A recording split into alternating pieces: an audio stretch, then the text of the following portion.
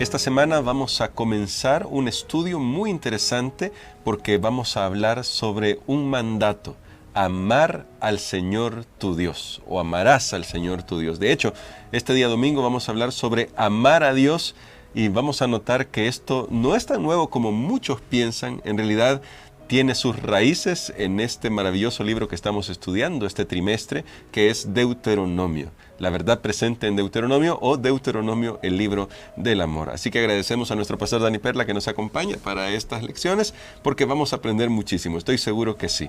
Antes vamos a pedir la dirección de nuestro Dios. Bondadoso Padre que habitas en la inmensidad, venimos ante tu presencia suplicando que nos ayudes a aprender más y más de ti, especialmente en este tema que es tan importante para nuestra vida. En el nombre de Jesús. Amén.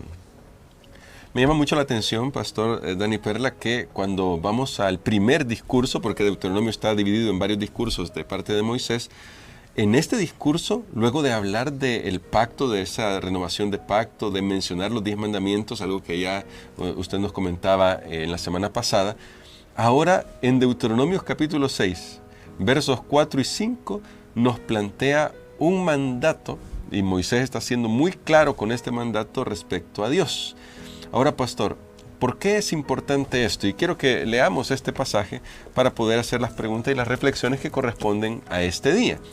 Deuteronomio, capítulo 6, que es muy famoso, es el conocido Shema Israel. Dice Deuteronomio capítulo 6, Oye Israel, Jehová nuestro Dios, Jehová uno es. Amarás a Jehová tu Dios de todo tu corazón, de toda tu alma y con todas tus fuerzas. ¿Qué mandato vemos acá, pastor?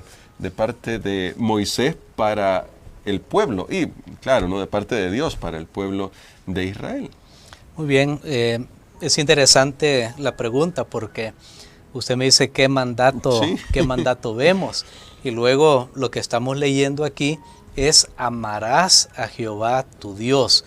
Y en el primer versículo de este capítulo 6, ahí decía, mandó que os enseñara. Son los estatutos, los mandamientos.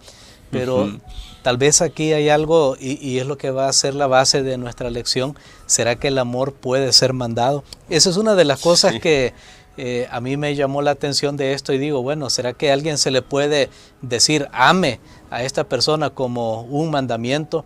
Y estaba recordando que a veces hay algunos padres que, digamos, tienen sus niños y sus hijos, y entonces tuvieron ahí algún pleitecillo, y de repente escuché una vez que un padre lo que hizo fue unir a los dos niños y tenerlos así abrazados. Wow.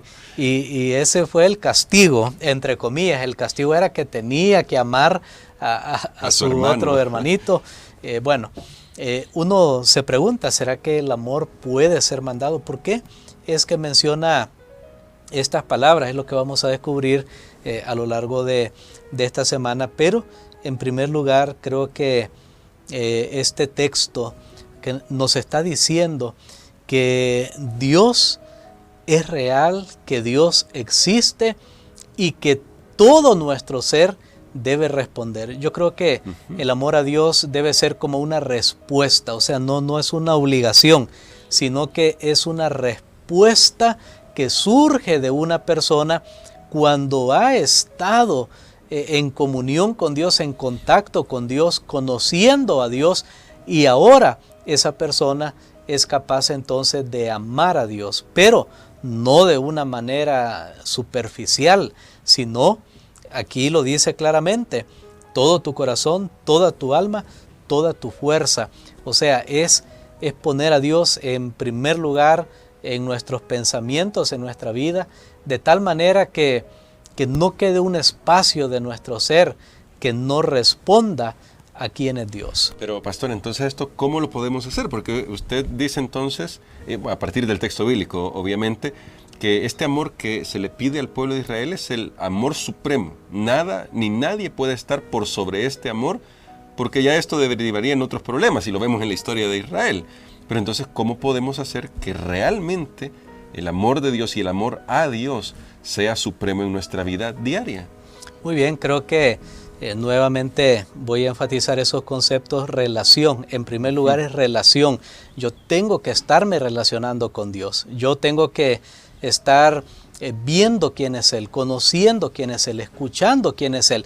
Y entonces eso va a hacer surgir en mi vida una respuesta. Es la única manera, porque nosotros somos seres humanos caídos, finitos, pecaminosos, y amar a Dios con nuestra fuerza, con nuestro corazón propio, natural, va a ser difícil. Va a ser difícil. Pero lo que sí podemos hacer es responder cuando admiramos a Dios. Por eso es que tenemos que estudiar su palabra, por eso es que tenemos que pasar en oración, tenemos que contemplar lo que Él ha creado, porque entonces allí sí va a ser posible amarlo a Él. Pero el énfasis está no solo en amar de una manera casual o descuidada, sino en amar con todo. Dios pide lo mejor de nosotros, nuestra energía, nuestra mente, nuestro corazón, porque ahí están los sentimientos. Y claro, el amor tiene sentimientos, pero tiene principios.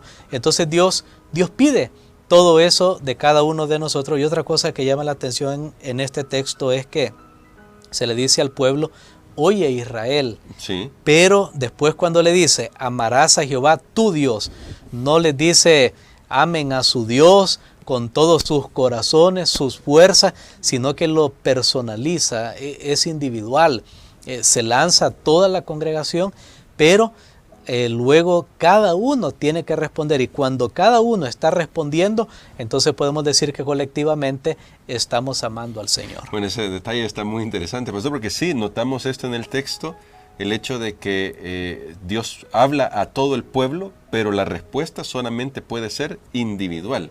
Cada uno debe tomar esa decisión.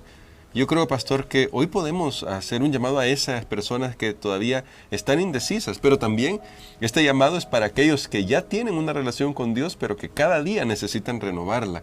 Y creo, pastor, que luego de ese llamado podemos hacer una oración para que Dios nos ayude a afirmar nuestro amor como lo máximo para Dios. Amén. Bueno, quiero invitarles para que ustedes se relacionen con Dios por amor, con amor. Ese Dios que tal vez usted temía, ese Dios, de hecho vamos a estudiar el significado del amor y del temor esta semana, no se pierda las siguientes lecciones, pero ese Dios que a usted le da pánico, ese Dios que tal vez usted siente que lo está vigilando, que es un policía celestial que está allí para castigar el mínimo error que usted comete, porque Él es muy puro y muy santo.